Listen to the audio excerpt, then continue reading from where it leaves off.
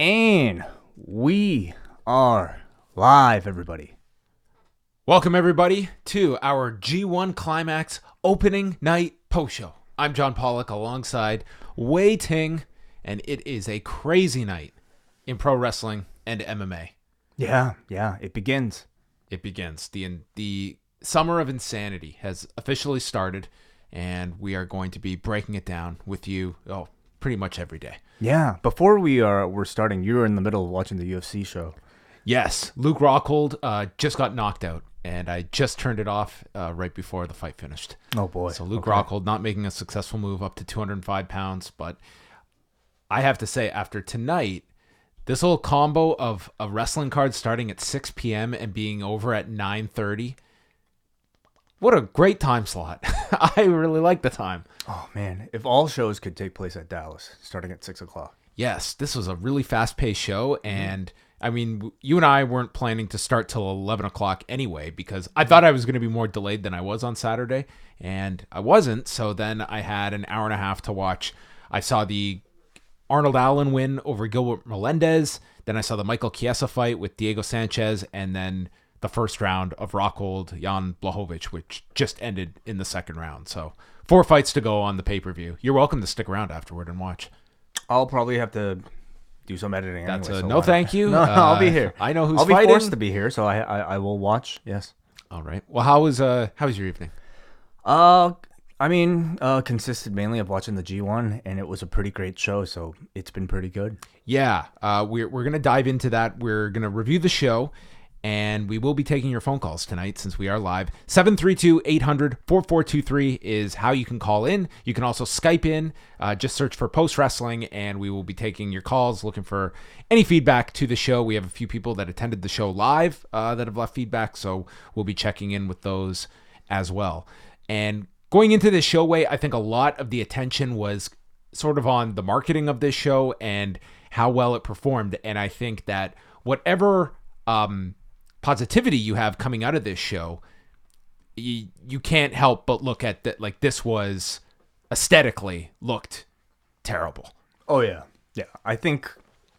Although, I mean, it's interesting. I would say if people were watching this show, I think you can come out of it one of two ways. You could either be really down on the fact that this thing did not draw well, at least up to expectations, but this was a really good show. For those that were there, a very hot crowd. And I would say if they had booked a more reasonable sized venue, I mean, 4,000 to 5,000 people is nothing to sneeze at. But for a G1 show and with Tanahashi Okada, we've gone over the reasons for this. It's just, it looked as though you were in a gigantic arena with a quarter of it full. Absolutely. I think it's almost the reverse of maybe what we saw with the MSG show, and how I would say maybe a lot of the sentiment coming out of that MSG show I largely felt was negative. Not necessarily on New Japan's part, but because of so much of, splitting the show essentially with ROH. Yet, in terms of a venue, in terms of just the look of the whole thing, I mean, that was a sold-out MSG crowd. This was what looked like... It was probably about a quarter. A quarter full. Like, we know Wow. the top end was completely tarped off. Yeah. The second level, it was tons of empties. And then on the bottom, you saw, I mean, there was the one shot where Tanahashi climbed up for one high fly flow. I know. Yeah. And man, you couldn't have asked for a worse shot. Sure. And we applauded how WWE shot Stomping Grounds to make a small crowd look big. Like, that is something Access did not do appropriately on this show. And maybe you couldn't. I've been in the American Airlines Center. It's an enormous arena. It can hold probably 16 to 18,000. It's huge. And if you're talking 4,000 to 5,000 people, like, that's what you're dealing with. I think there are a lot of questions to be asked about the promotion of the show, certainly. Even running perhaps Dallas, maybe that should be brought into the question as well. But I will say, in terms of in-ring, I don't think they could have done better with the roster. Oh, if you went to the show, this crowd, if it was, say, 4,500, let's just throw out that number, there were times it sounded like 10,000. It sounded incredible at different times. So I thought that visually it left a lot to be desired. Just in terms of audibly, I thought it wasn't a hang up for me. Like this felt like a hot show. And if I went to it, I would have had a great time. If it was a smaller arena with the same size audience, I think it would have been perfect. Absolutely. Right. It's, it's something like, yeah, and we can certainly go into that, but this is one where New Japan is kind of set in their ways of how they announce their cards. I think certainly the loss of Omega and such played a factor in all of this. There's many different factors, but I do believe that this Tanahashi and Okada, it should have been announced well in advance, and I think people would have made the trip to go there. And maybe Dallas wasn't the best place to go. Maybe a Chicago or a New York would have been much better to attend. Now, it's interesting because, of course, this has the Mark Cuban connection at Access TV. If there was not a restriction to run this building, man, is there an FU on AEW's part to be ambitious and run this arena and fill it. Like, that is, to me, a big statement you can make if you can get a date on the American Airlines Center, which maybe they can, maybe they can't. Do you necessarily consider it to be so much of a statement, though? I mean, WWE just ran it. WWE just did 10,000 in this arena on Monday. Yeah. I think that this one, it's a little more like AEW and WWE is like this gigantic war that's going to go on. Right. But the real fight is New Japan and AEW. Sure. And I think that there's much more bad blood between those two than even WWE and AEW, which it's just, we are rivals because we're after the same audience. But with New Japan and AEW, you do get a little bit of a more kind of personal jabs that they want to, and maybe not. But I just look at it that it's something that if you had that date, I think that those are an ambitious amount of guys that would love to prove, hey, we were difference makers and we could go and fill this place. No doubt. I believe they are difference makers already. Like I think if it was Kenny and the Bucks a part of this roster being expected to be on this show, I feel like tickets might have moved a little bit better. But, if AEW did draw well, we're also kind of talking about an AEW that's still relatively fresh and underexposed, I would say. Whereas I think New Japan, at least in North America, with the traveling crowd, you have plenty of chances to see this roster if you wanted to throughout the course of a year. Yeah, and we'll get into it. They have announced 3 follow-up dates for September, which appear to be standalone New Japan shows, which is very intriguing. Very interesting in the New in the East Coast area. Too. Yeah, running venues that you would associate as ROH buildings. So we'll get into all of that on the show. So we can dive into things, but before we start, this is a show that we're putting out on the free feed for people who might not be watching the G1 normally and might be checking it out for the first time today. So this is just a bit of a preview of the type of show that you'll be getting after every G1 show throughout the course of the summer. All 19 shows. All 19 shows as a part of our Patreon. This is something we do from now on every summer for our patrons. Post show after every G1. Patreon.com/postwrestling or postwrestlingcafe.com. I've been working on this in my headway of like how I'm going to best tackle these, and I think for a lot of these G1 shows, I think I'm getting up at 6 a.m. Really? Yes. You're gonna try to watch them as close to live as you can. Why not do the 5:30? I guess they are starting at 5:30. I don't know how many of the undercard tags. I'm saying getting up at 6 to start at 6:30 is kind of my plan. Yeah.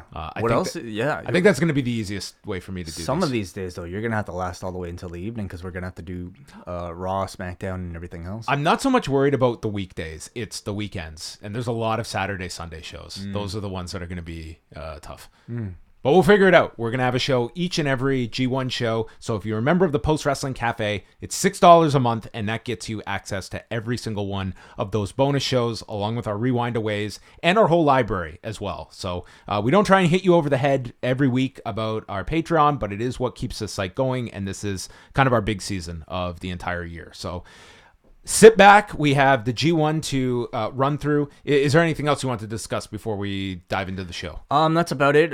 Even if you don't choose to be a patron, keep enjoying all the free content that's out there. And I want to give a big thank you to Mike Murray, who is there in Dallas with his family, went to attend the press conference on our behalf, sent us a great report, as well as his daughters, who did some fantastic photography and took some great pictures as well. Amazing. So the entire Murray family. We also have an update on the G1 pool for all of you entrants. Yes. With some very surprising results because we have another ringer in the Post family that is in the lead, and it's not Wai, which I was shocked by. Oh my God, it's not me. So we will update that at the end of this show. But Access TV, we were watching this on New Japan World, so Yes. I kind of liked having a show or match and then a little 3 to 4 minute break, and you could I love it, dude. I liked it a lot. Well, especially because we have to catch up on our notes. Like, you grab a soft drink if you wanted to. You know what really bothered me though? Right when Tanahashi went for the first high fly flow to the floor, you know what I thought? What's that? We need to take a break and this match should be restarted. Yeah, absolutely. How were they? I mean, look at how, granted, Access TV, I'm sure they don't have the ad inventory of the USA Network, but it was quite something to watch all these matches uninterrupted. And this was a live television broadcast. I know what you mean. Totally unfair comparison, though, because Mark Cuban owns his channel. He's clearly a fan and has said, we don't need to interrupt any of these matches with commercials. But if I'm a fan, I don't give a shit about any of that. I am the consumer, and that's how I'm digesting my professional wrestling on a broadcast, and the WWE is sending me this stuff that is all cut up into 2 out of 3 falls and restarts. And well, the typical Access show is just basically taking the actual New Japan matches and then putting commercial breaks in between anyway. And I don't think anybody really ultimately compares. If the choice is between having a match go to break while the match is still going on in the arena or what we're getting right now, I choose what we had before. Let's get into everything here from the American Airlines Center. Kevin Kelly and Rocky Romero calling the show, and Rocky Romero calls the G1 the pinnacle of professional sports. I mean, that sounds like a pretty subjective statement, but a pretty subjective, I don't know. All sports. The pinnacle. To him, Michael Jordan never won the G1. Tiger Woods, not a chance. What would you truly consider to be the pinnacle of all sports? I guess the Olympics. The Olympics might be the 100-meter dash. I think that's the most impressive sporting feat, the 100-meter dash. So if a commentator said the 100-meter dash is the pinnacle of all sports, you wouldn't have a problem with that statement. I could buy that one. Yeah. Okay. Hey, the G1's pretty intense.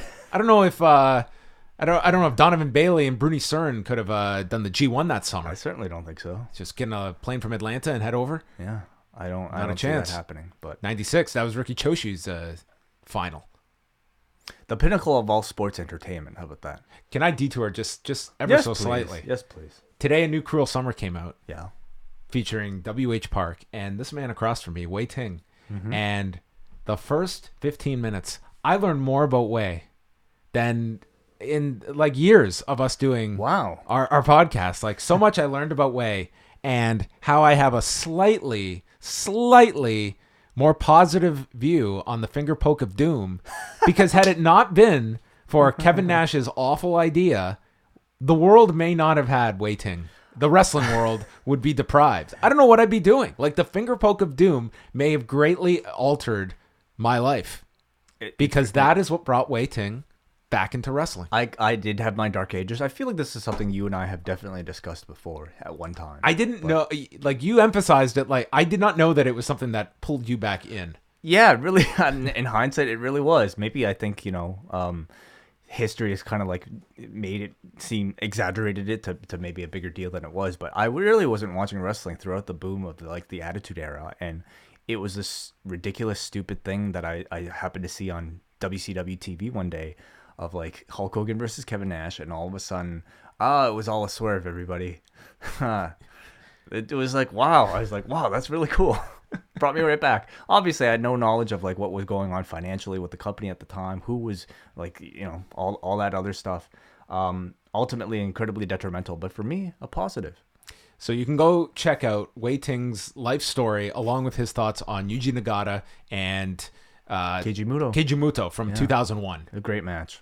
Yeah. I recommend it. So that is out, and a new one will be out Sunday as well. All right, now for real, we will get into the G1 opening night from Dallas. And yeah, again, the crowd shots. I mean, you just saw like this was not just like scattered. It was like gigantic blocks. I mean, it's also something I think that highlights perhaps the production standard of somebody like the WWE, and I'm sure that know how to shoot when they have less people. Yeah, and I'm to sure make it feel big. And I'm sure probably rather limited access crew and a New Japan crew that was in handling all this stuff. I'm sure they had more than enough on their plates than to try to scour and put everybody into the one camera side and to make sure this was properly curtained off. They just kind of had to shoot what they were dealt with. So our opening match was the Gorillas of Destiny taking on Roppongi 3K, Gorillas of Destiny, the IWGP Tag Champions. Before we start, I do want to commend Access on the video production that they do. Like I think all their video packages, what we've seen on all of the Access shows so far, have been tremendous, including what we saw here today. All in English. And it featured just like little clips of like each participant of the G1 saying a quick line before getting into like their little story in a quick, I would say, 3-minute video package. Yeah, I thought in terms of a production, like, you know, the empty seats were what they were. But I thought it was a very professional broadcast. Sounded good. Yeah, I really didn't have too many issues with the production of it. Gorillas of Destiny, Roppongi 3K, non-title match. Early on, 3K hit a pair of Tope Kanhiros, and then the Gorillas took over, and this was when you could hear, like, this was an audience that was pretty hot just to see all of their favorite, and just up and down, they saw these people as stars, and that was consistent throughout the show. Yeah, I would say this entire audience felt like they were hardcore New Japan fans, reacting to stars as if like a Japanese audience would, reacting to spots as if a Japanese audience would, including like the Zack Sabre Jr. Sanada match, which was like heavily featured on the ground, and big reactions for everything. Dallas is a great wrestling market, and it's always had heated crowds, and that goes back, you know, to the Sportatorium days. Everyone remembers that famous 10-man tag on Raw in 2000. That was one of the most heated in Raw history. They sounded great right from the get-go.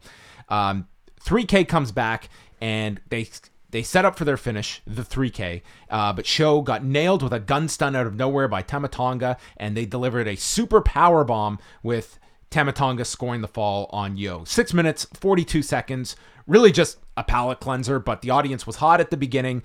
Quick match, and your tag champions win, and they made note of the fact that Tama Tonga not back in the G1 this year. I thought it was a pretty fun opener. You know, I think GOD are a lot of fun when we're watching them bully basically two junior heavyweights. And ultimately, it was just a very brief match. I kind of wanted it to go a little bit longer, but we weren't really here for this. No, we had, you know, the 4 tag matches, and they were quick, all of them, like all sub 10-minute matches, I believe. Tomohiro Ishii and Shota Umino took on Jeff Cobb and Ren Narita. When Mike sent in his press conference report, one of the notes he had was he had like each name and then what they said. He got to Tomohiro Ishii and he wrote, couldn't hear, they were cheering too loud, something like that. And I remember thinking of that, and then I heard the chants for Ishii as he came out. This guy was like Steve Austin walking out here. He was the Stone Cold Pitbull. He walked out, and this dude was so incredibly over. And like everyone felt over on this show to some degree, but Ishii was like top tier. Yep, absolutely. It was unbelievable. Yep. And they in all these tags, they were pairing off the B block participants that will be having their matches next Saturday when the G1 resumes. And Ishii and Jeff Cobb will be one of those. So they started with this shoving match before the bell even started. And Ishii wouldn't go down from Cobb's offense, and as he just roared into Cobb's face, the audience echoed it, and they were just going nuts here. They just loved watching this, and this is where I thought this crowd sounds like it's 3 times its size. It was an audience that was obviously maybe a bit more familiar with Jeff Cobb than even a Japanese audience, probably having seen them from, you know, many other promotions, and so they kind of saw this as like a match between 2 superstars. Yeah. Not once was Cobb mentioned as ROH. Representing Ring of Honor. Right. I thought that was kind of interesting as well. Ren Narita got in with Ishii and was able to get a moral victory here by stunning him with a forearm and vertical suplex, and then Cobb came in with his suplexes.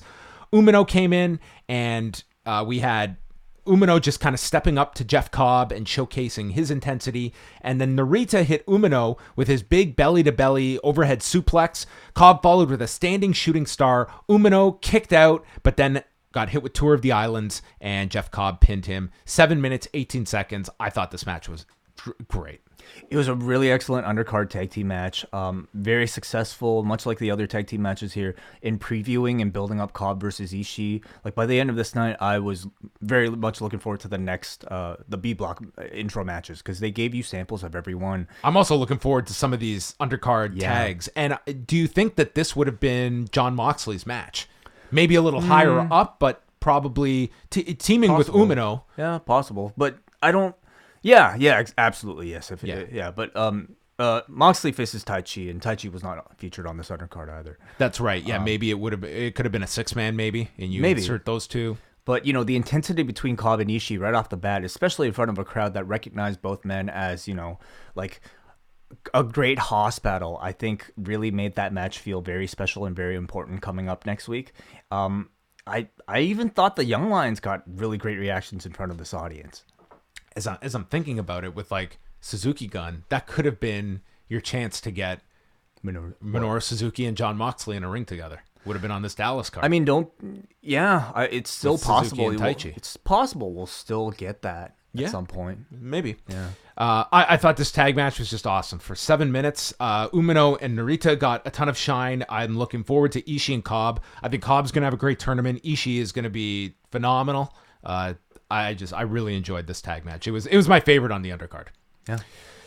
Then we go to Jay White and Chase Owens against the returning Hiroki Goto and Yoshihashi. Goto came out wearing an LA Dojo t-shirt, and I think that Jay White, he really does feel like has that top heel presence. Like just really, he had it in the press conference too, where he's just running down the American fans, and he's really got the Switchblade character and what it is now. I feel like, it's fair to criticize maybe the title run he had earlier this year, but I don't think you can deny perhaps what it's done for him in terms of building his confidence and maybe building his stature. Like compare how he feels now compared to maybe last year. I think that this guy, like Naito is everyone's pick. Jay White would maybe be my second pick to win the B block. Like that's how big I think that they believe in Jay White. It's not what I'm predicting, but it's not going to surprise me that Jay White's going to be one of the major players. More at so the than end. any of the other names. Yeah, like he is ultimately someone that they are doubling down on. So White Goto's story is that he's been training in the LA dojo in the lead up to the G1. I wish that Goto had some kind of an update. Like same look he had, just everything was the same. Maybe he's going to introduce a new move or something that he's learned at the dojo, but they didn't hint at that in this. Yeah. Although this was really a showcase for Goto. White sold really well for Goto, just cowering into the corner.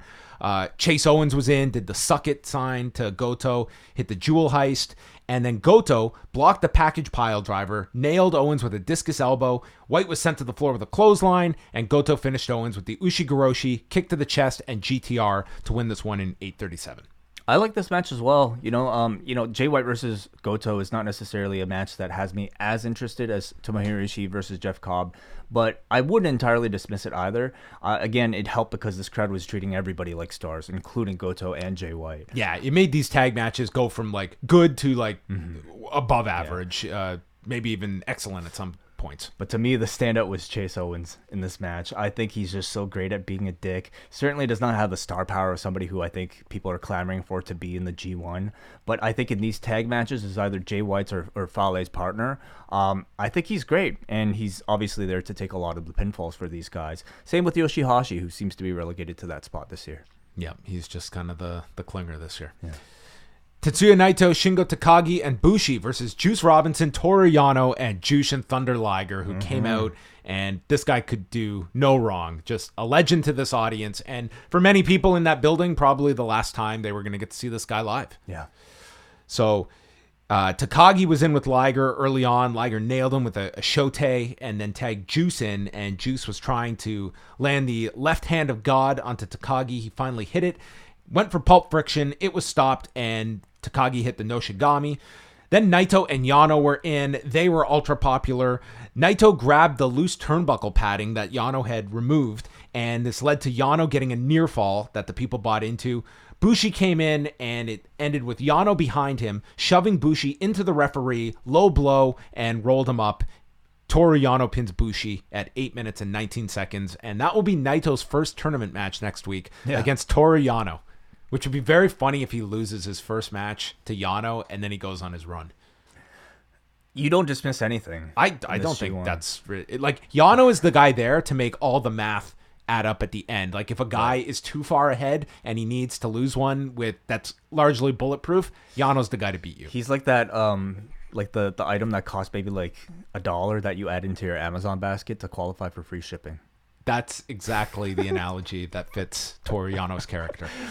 Yeah, another really good undercard match that highlighted some of the B block participants. I thought Shingo versus Juice had some good build here as well. Yano versus Naito was very brief, but I thought a lot of fun. Like, because you have such a weird dynamic between a comedy guy and one of the more serious anti-heroes in the company.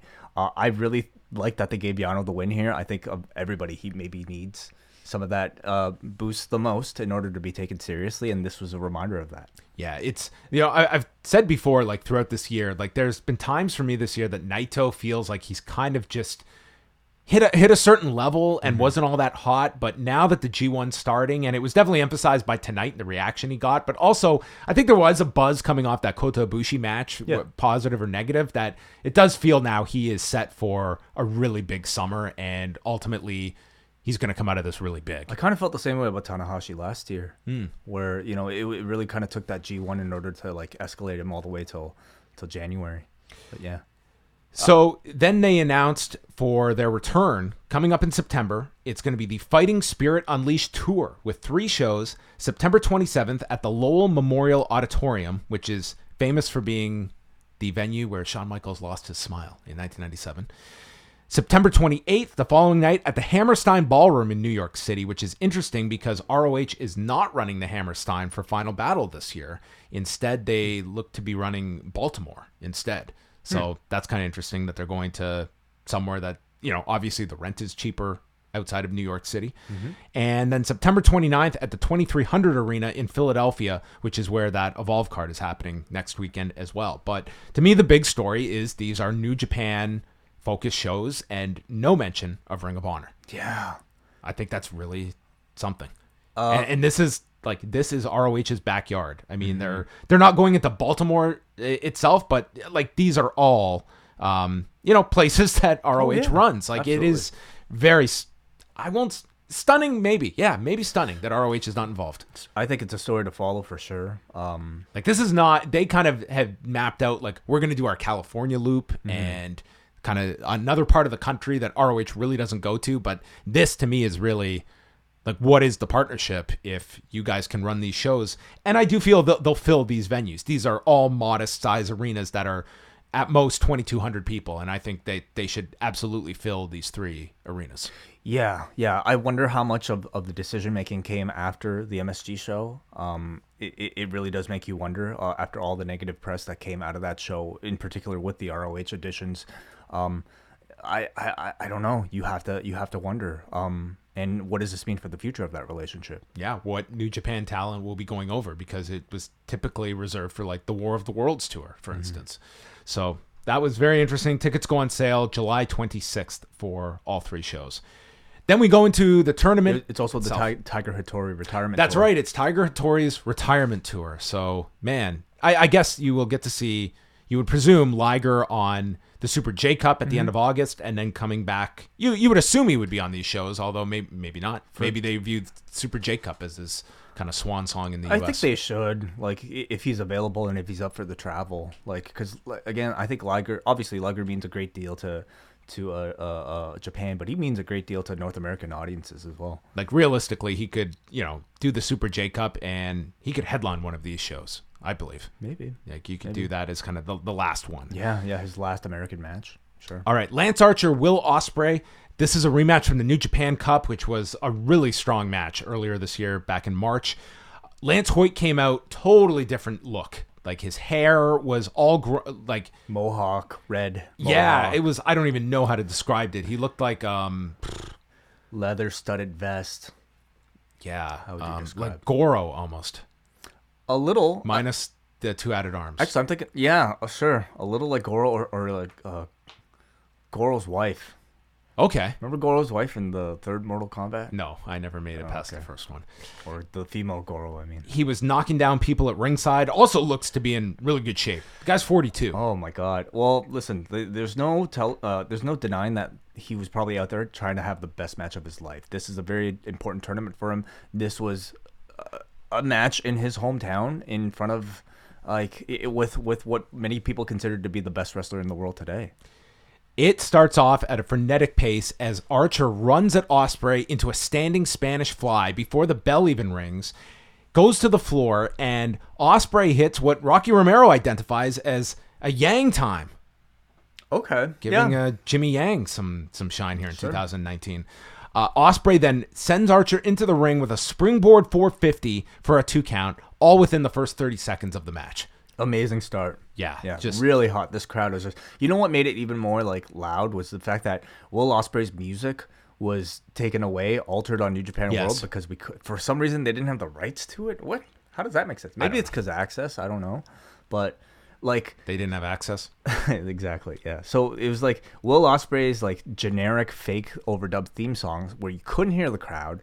And then all of a sudden it cuts back with the Spanish fly, and this audience is just like, it's just like a wall of sound that fills the whole thing. Yeah, they should have just dubbed in like Burn It Down. Wow. The Linkin Park song. Not Archer got out of the way of a space-flying tiger drop, and then as he sidestepped, grabbed Ospreay by the throat and chokeslammed him through a table in front of all these fans that just lost their mind as Will Ospreay came crashing through this table. And then Archer took control, and it led to Archer sending Ospreay flying into the corner with a pounce, followed with a last ride. There was an apron bomb, just destroying Will Ospreay. And then Ospreay countered a powerbomb into a code red on the floor, which allowed Rocky Romero to bring up Amazing Red, who Ospreay is positioning for a potential match at the Super J Cup. And to me, like, that's a really intriguing name to put in the Super J Cup. He announced his retirement right before WrestleMania weekend this year, kind of not out of nowhere, but he had matches scheduled that week that he ended up canceling. But to do the Super J Cup, and Red, it seems like they've come to an agreement because they seem to be going back and forth discussing this on Twitter. So I think that's a really cool name to have in the Super J Cup. It's like that's really the cool kind of person you want to see in that. And I think a great like send off on a more global scale. A guy that so deserves it. Like that guy is really underappreciated for like his influence on all these guys. Like that would be a really great showcase for him. Ospreay returns to the ring with a springboard drop kick and then a shooting star press. Archer caught the Os Cutter. Ospreay escapes, hits a second one, but Archer kicks out of the Os Cutter. Then Ospreay kicks out of a muscle buster. They're going through all these kickouts, including a blackout from Archer. Then Archer puts his hand up in the air and applies the Iron Claw. And I heard from people in the building that they reacted loud to this. I thought it would get a bigger reaction in Dallas than it did. I mean, he isn't a Von Erich, but also like does have like the look that could totally buy if I mean Lance Von Erich was considered a Von Erich. But anyway, Ospreay got to the rope and got out of the Iron Claw. Archer then tried for a top rope chokeslam that Ospreay countered with a Spanish fly for another 2 count. Then the Stormbreaker and chokeslam were each countered. Ospreay with a spinning hook kick. They go onto the turnbuckle. They fight, and it ends with a super blackout from Archer before he reapplies the Iron Claw and uses it to pin Ospreay at 18 minutes and 17 seconds. If you said Lance Archer's objective was to go out and have the best match of his career, he did it. Yeah. This was better than the New Japan Cup match, and I'm sure this was many people's match of the night. It was mine. Yeah. And looking at Totally this card, understand. Looking at this card, I mean, I don't know if I would have definitely guessed that at all heading into it. I wouldn't say match of the night, but I thought this, having seen the New Japan Cup match, Right. I did have high expectations for this one. It started off hot and it never let up. I bid for so many of those near falls, and I found myself like in a state where I really didn't want this match to end because I was enjoying it so much. For Lance Archer, this is his hometown. His tag team's just broken up, and it's the first night in the biggest tournament of wrestling where he might have the biggest spotlight on him he's had in a very, very long time, if ever. So he went out there and just basically like had a type of match that I don't know if I hope he continues to deliver this quality throughout, but I thought he managed to like almost like reinvent himself, obviously with the hair and everything, but managed to look a lot more meaner, a lot more aggressive than he typically does. And I'm very excited to see what else he has in store. For Will Ospreay, I mean, I don't think it's a loss that really hurts him. It's at the beginning of the tournament. He's an underdog anyway, going up against one of the largest men in the whole tournament. So I think it it's a loss he can afford, quite frankly. I like WH's story about like losing to guys like Fale and Archer that give them like their big moment in the G1, and it explains like the size discrepancy, like that does matter. And it really helps Lance Archer, especially to start, especially in his hometown, to get such a big win in such a great match like this. I thought it was almost more important for him to win. Yeah, the last time Archer was in the G1, I was pleasantly surprised by him because he was a name that you just looked at as like, is this guy going to be able to hang? And, you know, he wasn't the best guy, but he was not the worst. And he had some really good outings. And granted, he's that much older now. He looks super motivated in this one. I definitely would not sleep on Lance Archer in this tournament. And he's going to be in that A block. Like I think he'll be able to have some really good matches. Absolutely. And granted, he started off tonight with the best wrestler in the world, but this was. But he's gonna face Kota Ibushi. He's gonna face Kazuchika Okada, and he's gonna face Hiroshi Tanahashi. And he might have to take a GTS at some point. But I mean, you're facing four of the best wrestlers in the entire world. It's tough to have bad matches, I have to say. But the big question is, wait, if you were to assign a coffee equivalent to this match. Hey, I'm ready, man. I'm pulling it out. Wow. I mean, okay, let's not get crazy here, but XL, 1 cream, 1 sugar is what I gave this one. That's the highest you can go. No. Double XL is the highest. Oh, okay.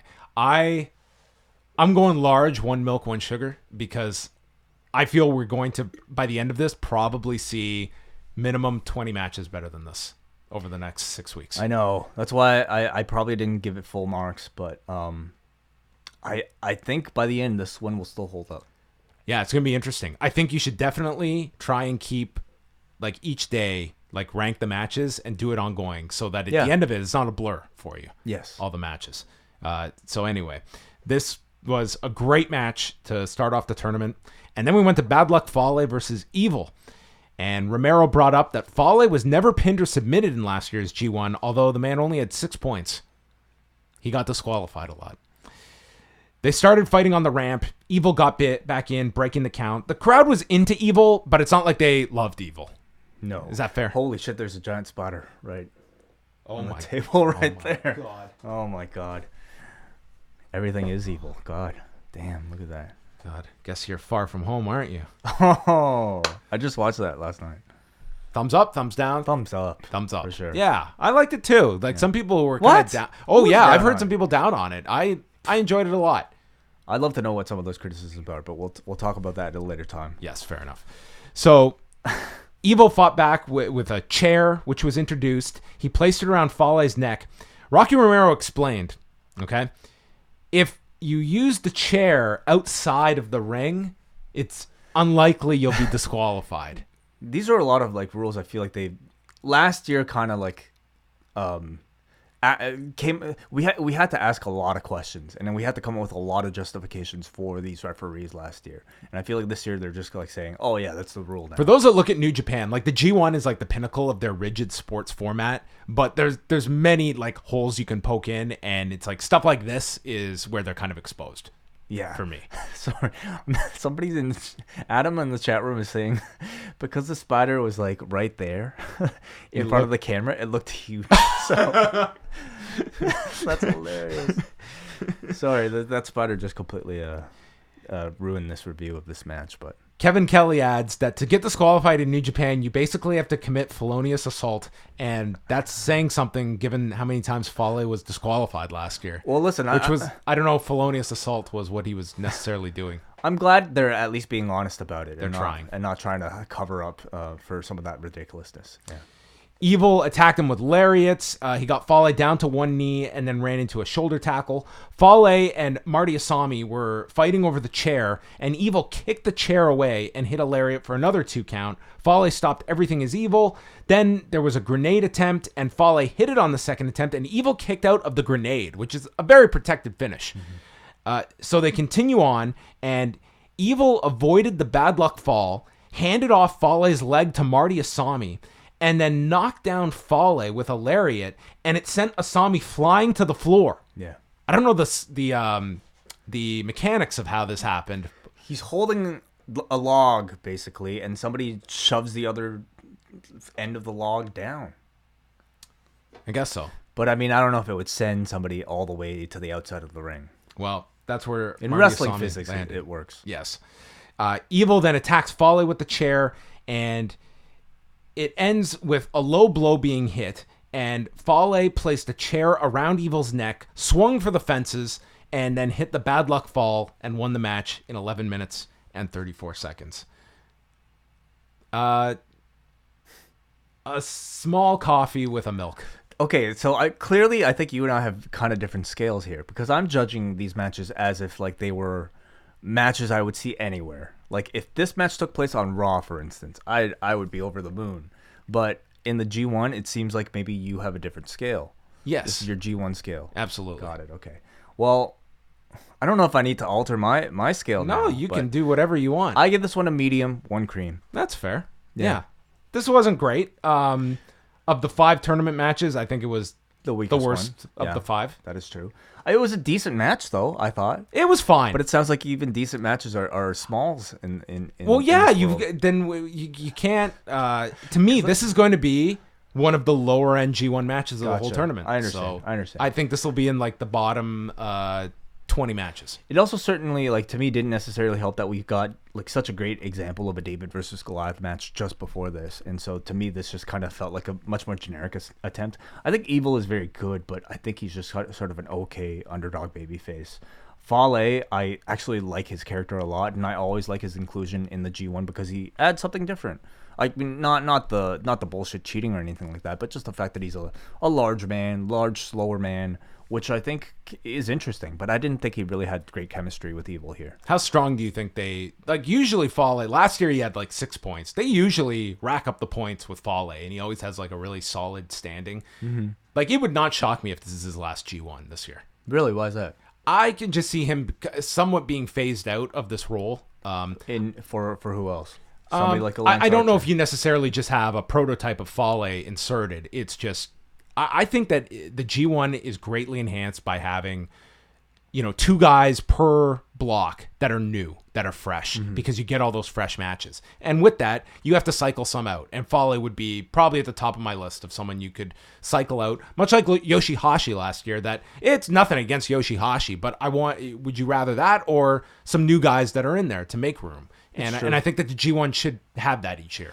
But I feel like Fale kind of plays a role the same way like maybe a Toru Yano does in that a matchup with him and somebody else can be very interesting from the get-go. Like an Okada versus Fale match I think could be really interesting. A Will Ospreay versus Fale match is immediately really interesting.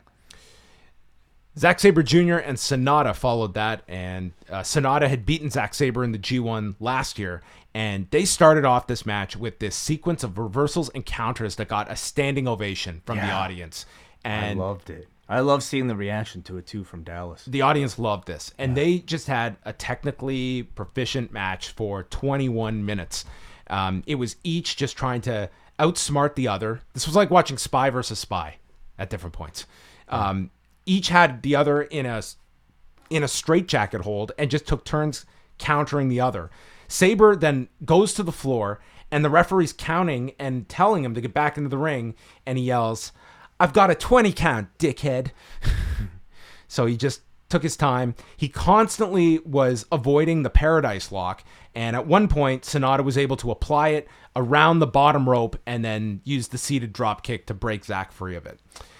Then Zack comes back, got the octopus applied, goes to the mat, the arms extended almost into a crucifix position, and then Sanada reaches the rope. Sabre hit this tornado DDT, applied a dragon sleeper, which is the skull end, and Sanada stood up, got away from it, and then Sabre moved to a guillotine, and Sanada had to break free of that. So it was Sanada just trying to stay out of the quicksand of Zack Sabre Jr.'s submission game, and he was able to break free with a hangman's neck breaker. Sonata then applied the skull end, let go too early, went for the moonsault, and got caught with the triangle. And he's locked in the triangle, gets out. He was like Diego Sanchez against Michael Chiesa. He was getting all these submission attempts, but somehow he was escaping away. The finishing sequence saw Sabre go for the European clutch. Sonata countered with the skull end out of it. Sabre then countered that hold, and then Sonata bridged back and caught him. 21 minutes and 12 seconds. This was awesome. It was so good. It really was. such a different style and Yes. two guys that were awesome at it for 21 minutes, and it was just so fun to watch this. Like to me, the G1 is kind of like the Street Fighter in that you have different styles of wrestlers, but the best practitioners of each one. And when you mix each one of them, you get sort of a different result. And I guess like Zack Sabre Jr. would sort of be like the Dawson of the group. And does that mean anything to you, John? I thought Street Fighter was last weekend show. Oh, sure. Yeah, right. But I think this was a great introduction to a Zack Sabre Jr. Would match. Fale be Blanca? And he could just electrify himself? I think he'd be more an E Honda type, like just sort of Okay. like a big, slow power type. Anyway, I think Zack Sabre Jr. just like he's so unique, so gangly, but completely smothering in his offense. And I don't think it's no easy feat for a guy who looks like he does, for him to be able to play the monster in most of the matches that he has. And I thought with his style, he gets away with it because he's a giant in terms of his technique. I also love about him now, though, it's not just the in-ring wizardry that he displays, but it's the fact that he's such a great cocky heel who's just overconfident and does things like, takes up the 20 count. To me, he stole the press conference. If you listen to that on yesterday. Sanada, though, I think as a compliment to Zack Sabre Jr.'s style is just perfect. Both of them are. I thought this was one of Sanada's best showcases he's had in a while. Like outside of some of the Okada matches, like this to me was Sanada. Like again, he's kind of that frustrating performer that sometimes you just there's big moments and he just will whiff on them or it just doesn't click at the highest level. And then there's this, and it's like this reminds you of like why everyone is so high on him. I thought this was a tremendous performance from both. But in particular with this kind of like, counter for counter, like incredibly technical, deep, like move for move rolling style. It reminded me at times of like Angle and Benoit, who just had that yin and yang to each other when they were doing their sequences. And like this was, to me, even smoother. It kind of reminds me of like a Ricochet Ospreay in that like both men are incredibly great at this particular style, and you got to see a better than average, I would say almost near masterful level performance of it in terms of like how graceful the both guys were. So I thought this was amazing. XL one cream for me. Wow, I go just a hair below Ospreay and Archer on this one. So whatever I gave that one, just slightly below. You gave it a large 1 milk, 1 sugar. So I'll give this one a large 1 milk. So yeah, dude, I'm very conservative on my ranking. Listen, scale. I'm not afraid to break that scale. In my mind, it's like I'll give out XLs like no one's business, but I gotta be judicious. Got it. I'm a tough marker on the first night. Got it. So really fun match to go out of your way to see. And then we had Kenta versus Kota Ibushi. Maybe the most interesting match going into it. The one that I think the most anticipated.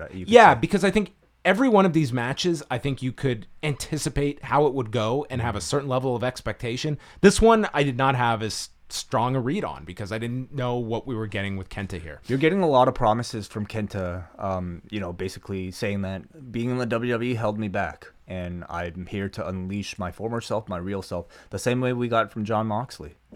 Yes.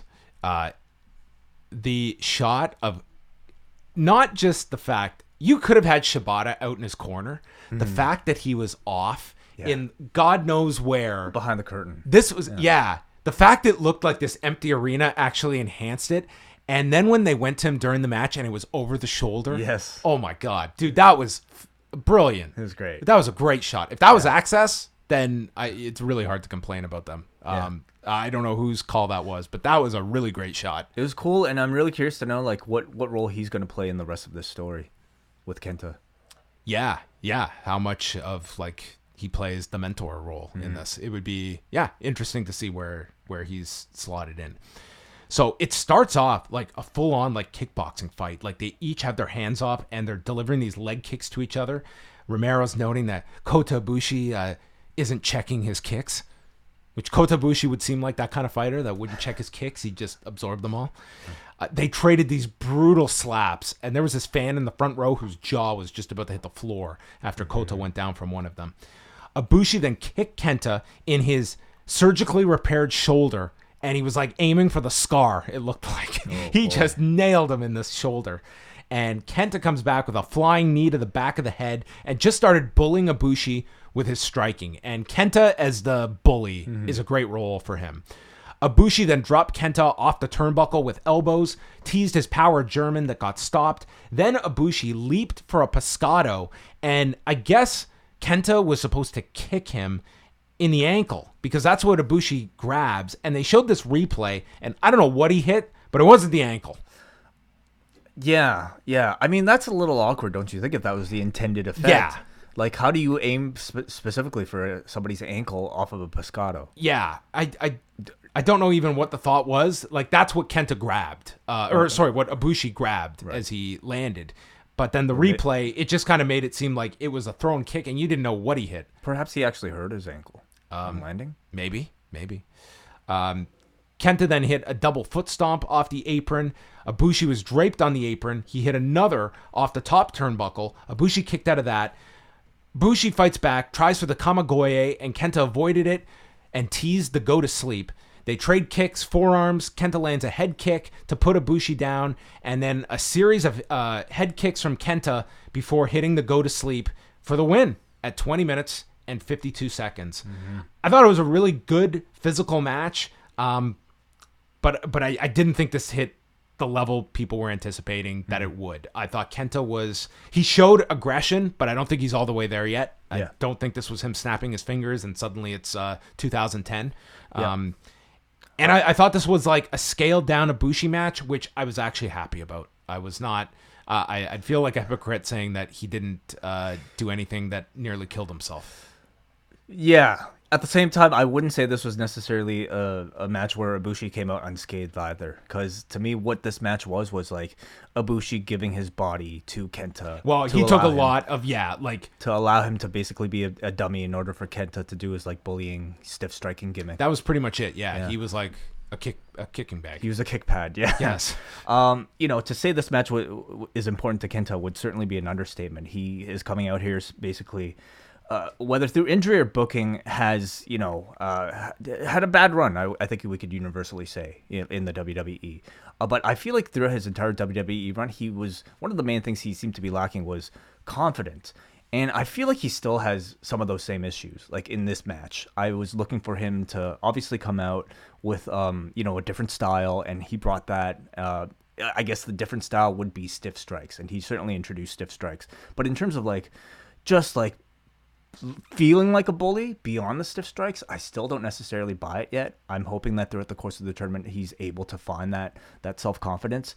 And I guess my other question is, beyond the stiff strikes, was I necessarily that impressed with him in this match? I think he's decent, but I don't know if I would consider him maybe up to the standard of the rest of the block right now, which is obviously a very tough standard to reach. But take away the stiff strikes. What is he right now?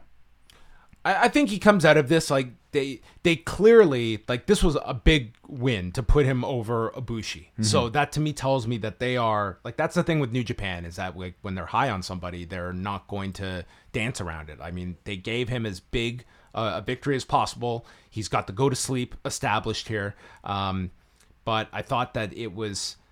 I don't want to classify this as a disappointment because I don't think it was. I thought that it was a very good match, and I want to see where Kenta is in 2 weeks from now.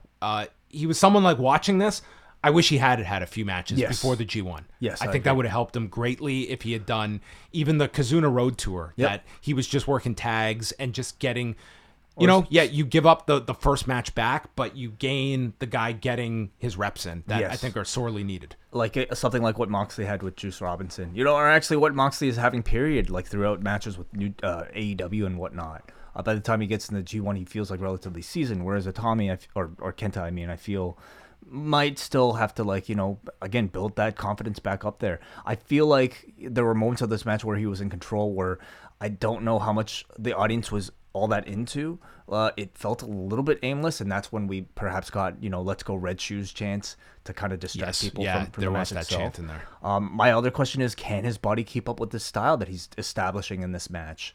A very brutal, hard-hitting style. Granted, he's the one delivering most of the damage, but still, it'll be really interesting to see. What do you rate this one? I give this one a medium, 1 milk, 1 sugar. I give it a large, 1 cream, 1 sugar. I still consider it I guess my scale varies widely from yours. It's but like converting currency with you and me. I'm curious. Kenta's next match is Hiroshi Tanahashi. okay, So, interesting. It's all of these matches with Kenta are interesting in how you would assume that's a loss. I can't see them having Tanahashi lose 2 in a row. So Yeah, right. yeah, we'll see what they do there. Do you like him reintroducing the go to sleep? And did you? Yeah, It why seemed not? to get like a pretty good reaction too. I think it's one of the few things he has right now. Yeah. So yeah, absolutely. Yep. Bring it back. It would be funny if he also took like the running The Buseiku knee as Yeah. well. Like he just takes He back all his did moves. it here, but it wasn't necessarily called.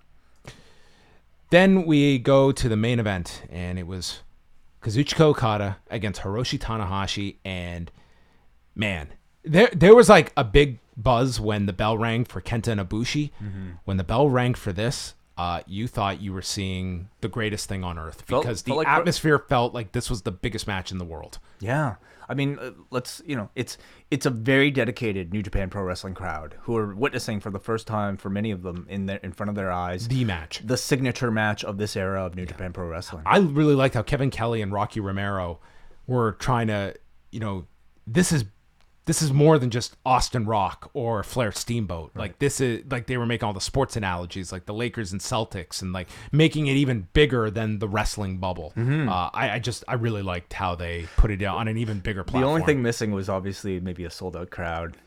Like Can you imagine patches if of this was a empty seats. full Yeah. arena for this? Yeah. It would have been something else for Or sure. if this was MSG? I think it would have been unbelievable. Like I think one of the most memorable matches of the last 30 years in the U.S.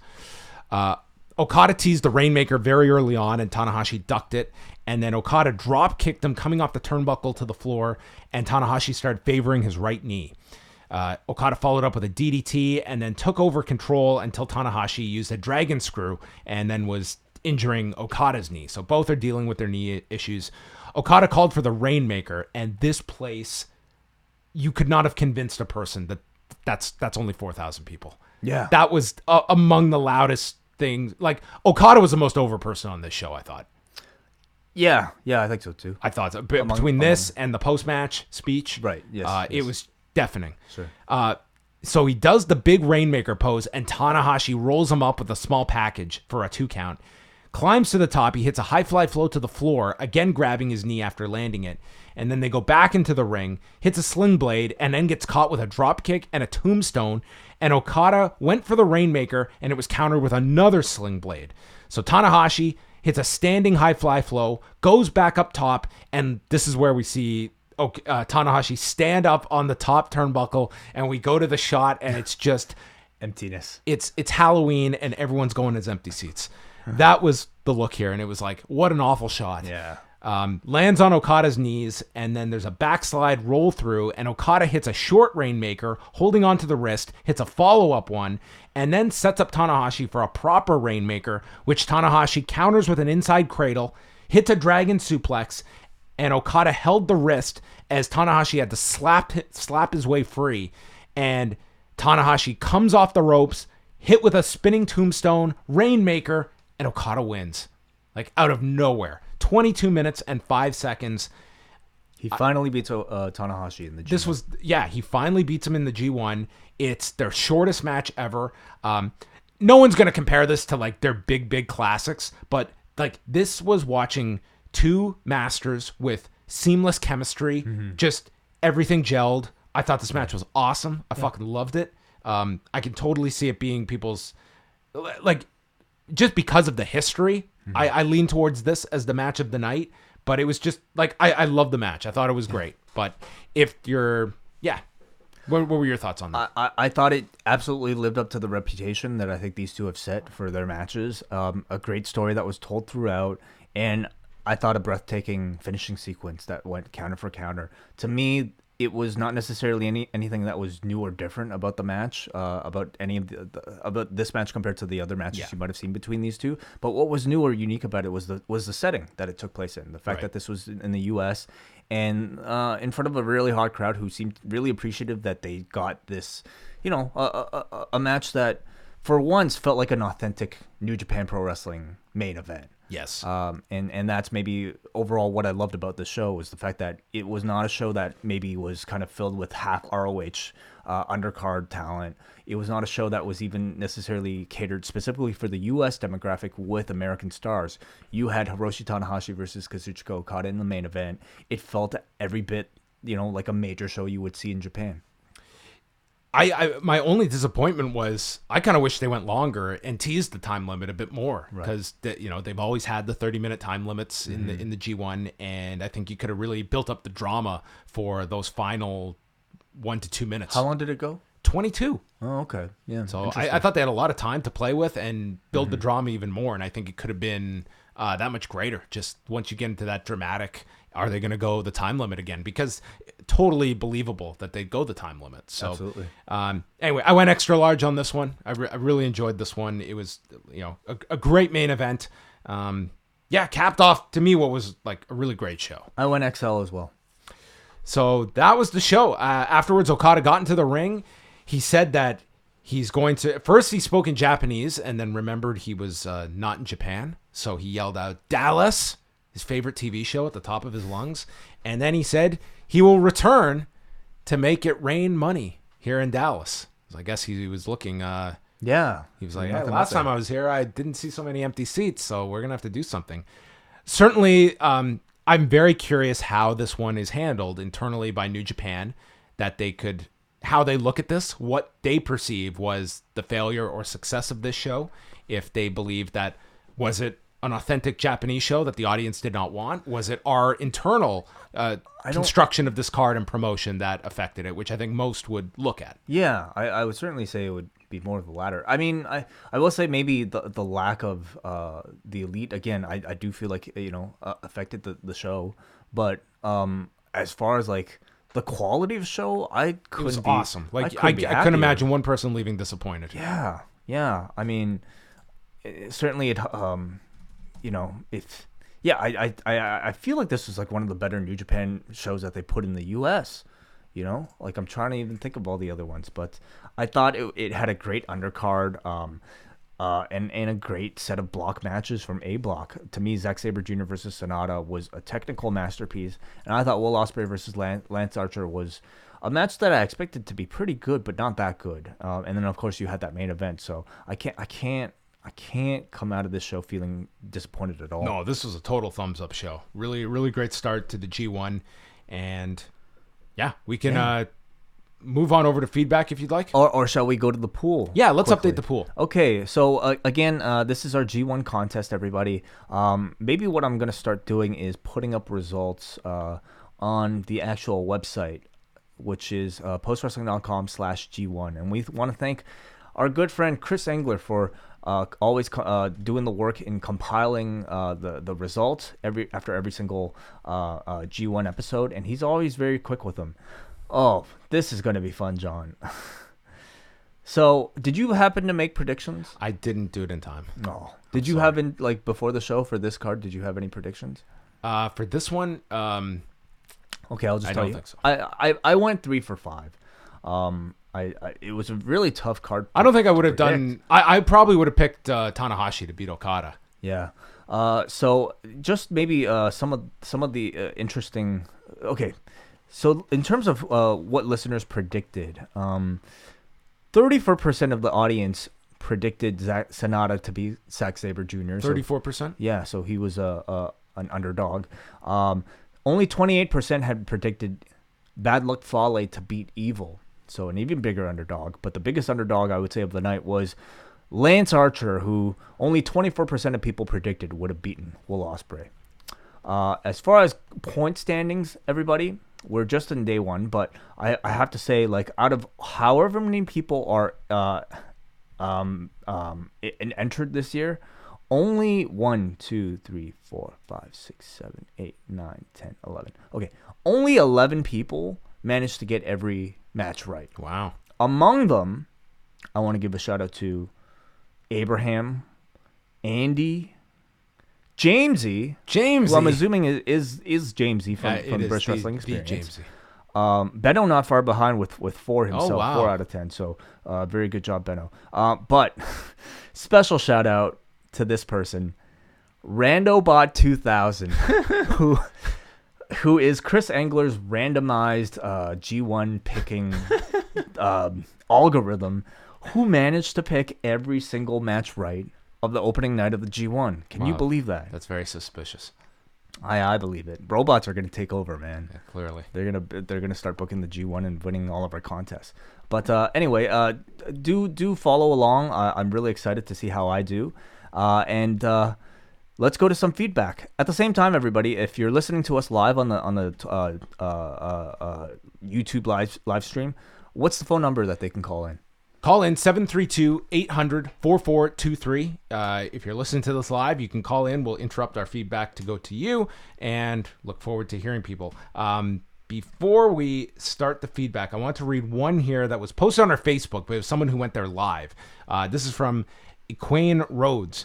I attended live, lots of empty seats, but a pretty loud and hot crowd. Match of the night for me was Sanada and Zack Sabre Jr. They just traded holds and actually wrestled. But every match was pretty good. Ospreay and Archer was really fun. Archer winning with the claw in Dallas was a nice touch.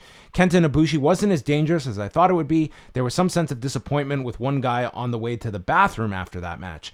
The main event delivered, even though you could tell that Tanahashi is gutting this tournament out. Okada's post-match promo got the loudest response of the night from the crowd. Overall, great live experience and show. Let's go to our first phone call from Bruce Lord. Bruce Lord, what did you think of the show today? Evening, guys. Yeah, I really enjoyed it. It's good to have G1 season kind of back here and officially happening. A lot of my thoughts kind of mirrored yours.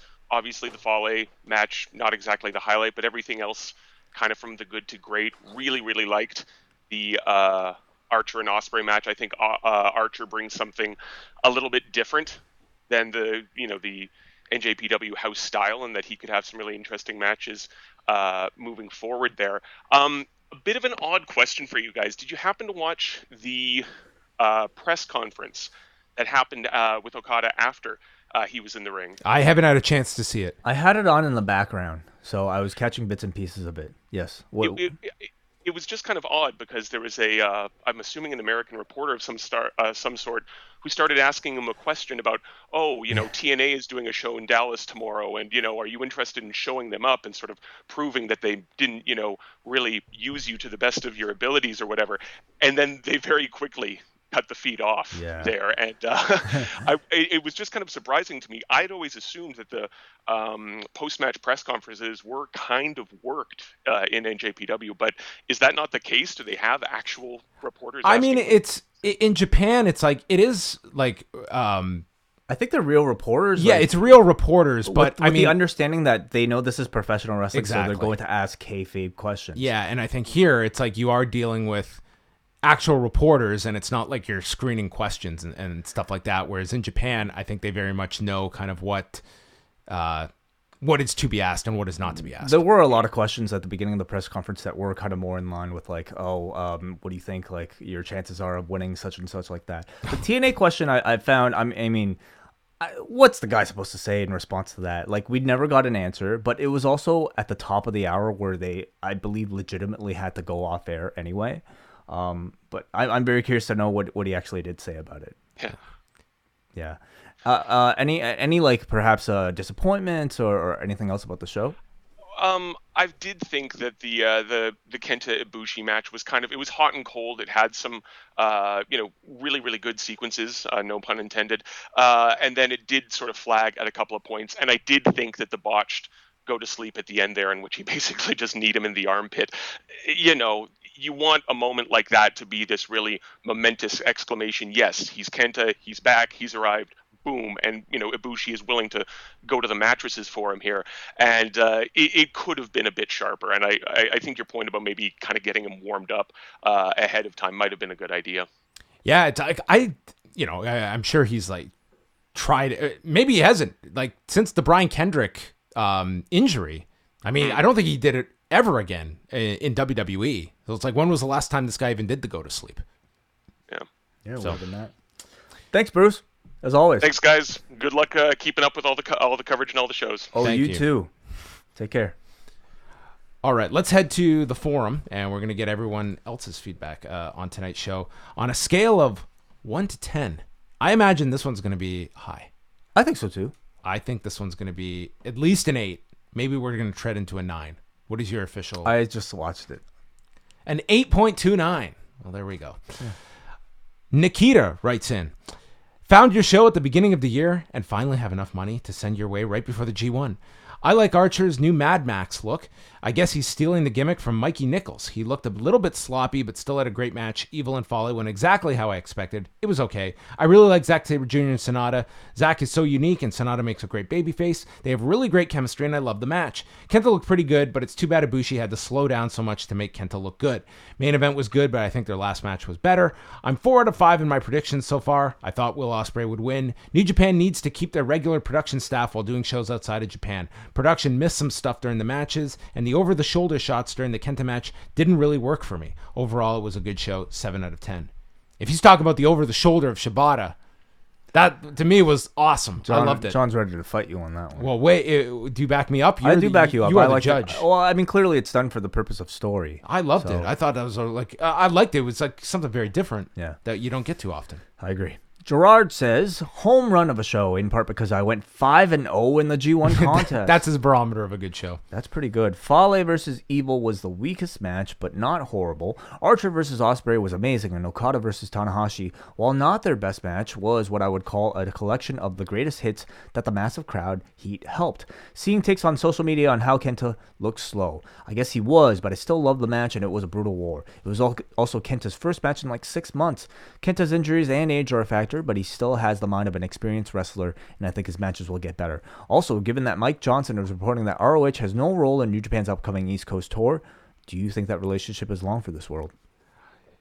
I mean, it's if they're not involved in these shows, I think that's only going to ramp up that speculation and that discussion. New Japan has been incredibly loyal to Ring of Honor and Ring of Honor to New Japan. Like, it's been a relationship that in professional wrestling, these kinds of working relationships don't typically last as long as they do. And ROH with both CMLL and New Japan, like those three have really been connected, and they've all been able to work things out and continue for them. And I think it sheds a lot of light into if New Japan is looking like, can we do this on our own? That's certainly going to be speculated upon. I'm sure we'll know a lot more in the weeks ahead. Let's go to a phone call right now. Caller, you're on. Hey, guys. This is Lewis from Long Beach. I actually just got back from the show. Awesome. Hey, what's up? Okay. What'd you think of the show? The show was fantastic. It sucked because there was definitely a lot of empty seats. I honestly haven't had a chance to listen to you guys live, so I'm assuming you've talked about it already. Mm-hmm.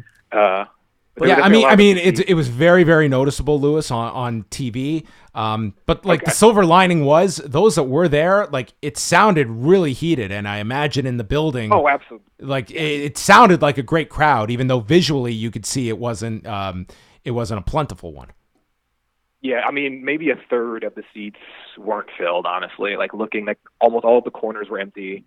And even, like, I was in the third row, and, like, that was mostly full. But, yeah, there were definitely a lot of people not there, but people that were there were super pumped to be there. I mean, it was one of those things where I didn't know if I was ever going to get a chance to see, like, a real G1 match outside of Japan. So I think all of us were just, like, super excited to see matches of that quality and to see sort of guys really going all out, and we got to see a lot of that. What were the lineups like? Was there a lot of merchandise there that New Japan brought over? What was that situation like? So this is the third New Japan show that I've been to. Every single show that I've been to, they've run out of merch. So there were 3 merch tables on the outside of the building. Or not the outside of the building, but like in the sort of outer ring of the building. And I got there maybe an hour before the show started. And stuff was already running out an hour before the show started. Wow. Man. Yeah. It's always the case. Well, of all the shows, maybe this was the one that they had really tempered expectations about what this audience was going to buy from them. But, man, it's like, yeah, as you mentioned, like you've gone to 3 shows. It's like it just seems it's always the same story that, you know, the audience that's going there, they want to spend lots of money. And New Japan, it just seems it's something that they haven't really focused that part of their business. And you definitely wonder how much money is left on the table, because that audience they love, like, look at how they treated all these stars on the show, and I think that would definitely extend to merchandise. Lewis, were you able to gauge? Really? Yeah, sorry, go ahead. really brief point on merchandise. So this is the first time I've ever seen a championship belt sold by New Japan. So they were selling the IWGP Heavyweight Championship belt for $2,000. Wow. And Jeez. I saw 4 people buy them Oh my god. at the show. Like, Think that about just tells that. you That's the insane. kind of people that are there. Yeah, exactly. Wow. Go ahead, Wade. You had a question. Yeah, I wanted to know, did you get a gauge of maybe how many casual fans there might have been? Because watching on TV, it seemed like everybody was reacting as if they were just like diehard New Japan fans. So, I mean, I would assume where I was sitting, it's all diehards because these weren't cheap seats in the front row. Mm-hmm. So everyone around me were diehards, but there were definitely some empty seats that got filled maybe halfway through the show with people who very clearly didn't know what was going on, and it was sort of confusing why. I don't know, like, if they got comped or what the deal was. But outside of that, everyone there was absolutely diehard fans. And, like, the things that were getting responses, and there was, like, a sequence in the Will Ospreay match where, like, the side of the building that I was on started chanting, like, little guy or something. And Will off camera had, like, a laugh that, like, he waited for the camera just, like, to turn away, and he kind of laughed as it happened. That's amazing. It was definitely... What were some of the other highlights in terms of reactions? The Ospreay Archer match, like they had a really great match in New Japan Cup. This match blew me away. Yeah. In the first maybe 3 minutes, it just totally blew my socks off as far as like the opener and the choke slam to the table, and then just like the pace that they worked. And it's one of those things where you see this kind of match from Lance Archer, and it makes you think, man, he could be so good. And on the other hand, I think, man, Will Ospreay is just out of this world. He's just amazing. Yeah. Just watching him work is just like, this guy's so good. These two have like their chemistry down. I mean, they had it in the New Japan Cup, and then they built upon that and then some in this match. So yeah. it was a great night for both guys. The Kenta Ibushi match I was really, really looking forward to. And it was a good match. I think in my mind I had sort of like a blow-away match expectation, which may have not been totally fair. And I think a lot of people were sort of like let down to a certain degree, even though it wasn't a bad match. It just sort of wasn't to the expectations that we had. Mm-hmm. And then the main event was it was kind of everything you wanted it to be, even if it wasn't as long as you would have hoped. Yeah. What was the tell us just a bit about like the buzz when the bell rang, because it sounded like everyone was on their feet, and it was just insane. Like you were watching something memorable instantly. Oh, absolutely. It's just one of those things where I was talking to my wife at the time, and we're sitting down, and I was saying how I never thought I would see this. If we didn't travel to Japan and like go to like Wrestle Kingdom or something, I never thought I would see an Okada Tanahashi match in person. And so sort of like having that moment where you see Tanahashi coming down, you see him like getting ready, and you see Okada coming down, and it's just that realization like, oh shit, like I'm going to see this. I'm going to see not just an Okada Tanahashi match, but like an Okada Tanahashi G1 match. And then Tanahashi is an amazing babyface, and Okada is as technically proficient, and just like his ring work and skill is just unmatched. And it was a fantastic match, and the crowd, like initially, just the buzz of seeing them there, and that bell ringing, and like the red shoes, and just like it's a real New Japan match here, right? And seeing all of that, and you can just like feel the crowd sort of going crazy, and we're all standing up, and none of us want to sit down until things start going. And it was definitely the high point, like by far, of the entire night. Awesome. Well, thanks so much for calling in, Lewis, and getting the live report. Absolutely. Thank you guys so much for talking to me. Thanks, Lewis. Enjoy Dallas. All right. Thanks, guys. All right. We continue on with Charles from Virginia. When they announced that G1 was coming to the US, I knew I had to see it. My friend and I drove from Virginia, and they made it worth it. The building may not have been full, but those in attendance were loud. Not sure if it came across on television, but they seemed to get into everything. The atmosphere for Okada Tanahashi was electric. Stranger turns to me after the Kenta match, and a stranger turns to me after the Kenta match and said that he is the most excited he's ever been at a wrestling card. The match was great, and I hope their energy was perceived by those watching at home. Kenta was also way over with the crowd. It was almost like the American audience was saying, let's forget Hideo Itami together. I also really enjoyed Archer Ospreay. I've never been too impressed with Archer, but Ospreay brought out the best in him, and they delivered. Anyways, looking forward to listening to the live show while watching UFC 239 in a local bar. Hello, if you're still at that bar. I hear we're missing quite the show. Brandon from Oshawa. Archer Ospreay stole the show for me. Ospreay can't seem to have a bad match with anybody right now. Despite my hate for Sanada, him and Zack always put on some really great matches. This was another fun one. The worst and most disappointing part of the show for me was KENTA. This guy fucking sucks.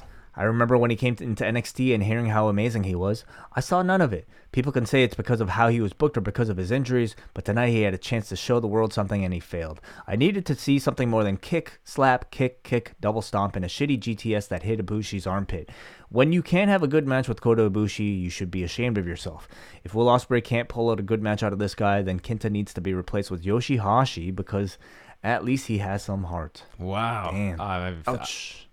I don't think that's fair criticism. I think that's a little harsh, but I mean, I can understand when people say they were disappointed. Did this look much different from the 205 Live Hideo Itami, other than the kicks and the strikes? Oh, I thought it did. I thought that he was. I thought he was still much better in this. I think he was better. Match. I don't know how much better though. Yeah, that's fair. I do believe like we are going to see better from him in this tournament. How better is going to be certainly a question. Mm-hmm.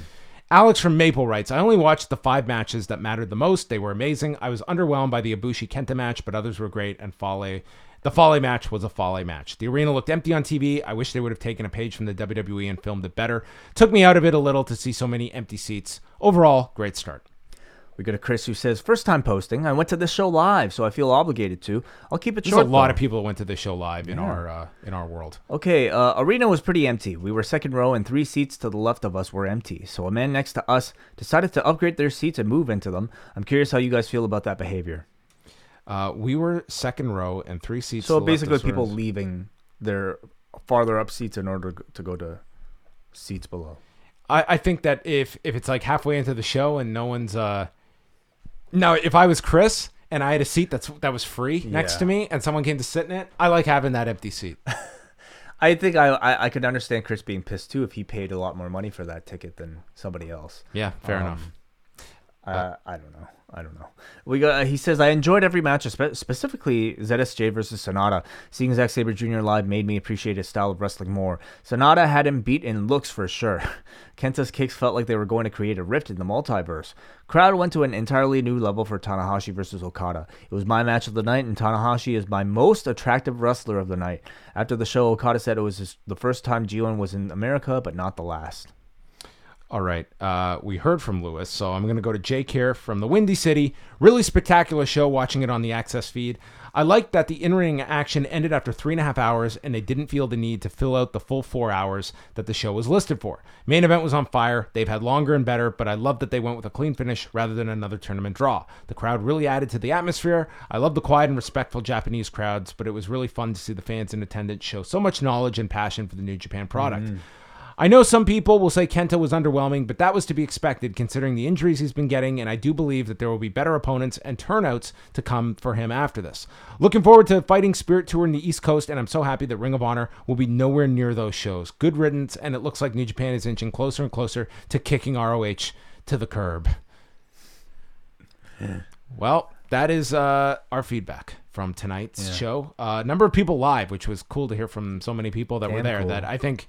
If you were there live, it sounded like it was a great time. Yeah. And it, sometimes we will hear from people that go to shows and it doesn't translate. It certainly translated on the broadcast tonight. Absolutely. Yeah. And again, if it's, if whoever was in charge of the production, I think should be commended for. Maybe it's get your rabid fans and put them in a gigantic empty arena. Wow. Is that That's the key to great crowd heat, maybe.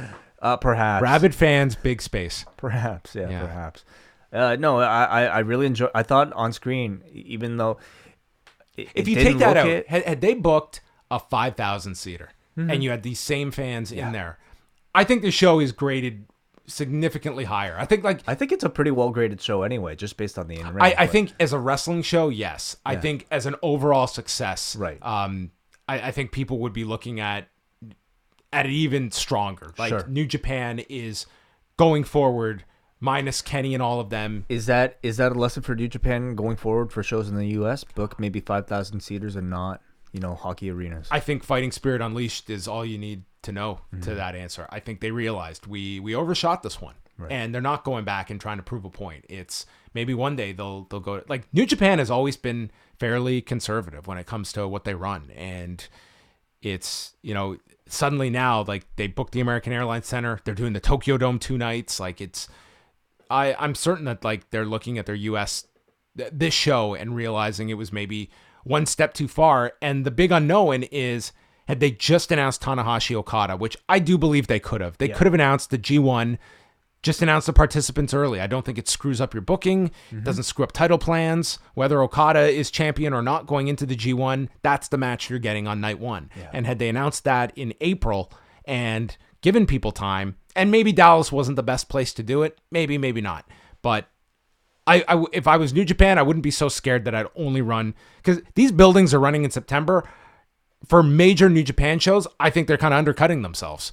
Like, if you're talking 1,800 people at the Hammerstein, yes, you will fill that, and you can load up ticket prices. But, you know, I think that they should revisit, you know, just a happy medium between 16,000, 17,000 and a 2,000 seater. So anyway, that is the show, everybody. It is night 1 in the bags. Wei and I now have an entire UFC to watch.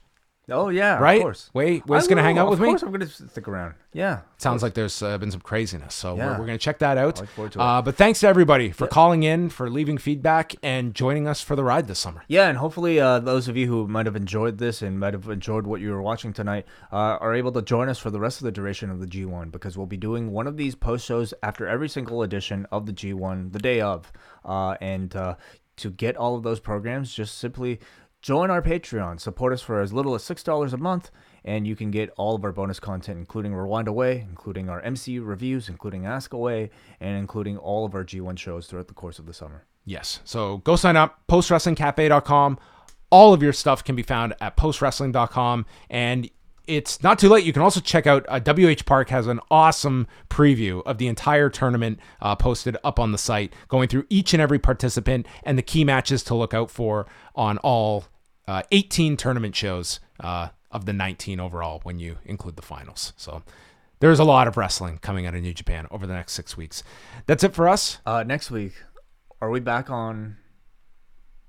I'm trying to think. Fight for the Fallen. We're back here next Saturday. Oh my God. Next weekend, we will have a G1 show Saturday morning. Yeah. We will have Fight for the Fallen Saturday night, and Braden and Davey are going to be doing a show after Evolve. Yeah. So it's a busy one next weekend, and Sunday is Extreme Rules. Awesome. It's going to be a great summer, everybody. All right. I'll be back on Sunday night with Nate Milton. We'll be chatting about Slammiversary, also in Dallas. So that will be when you hear us next. We'll speak with you in 24 hours.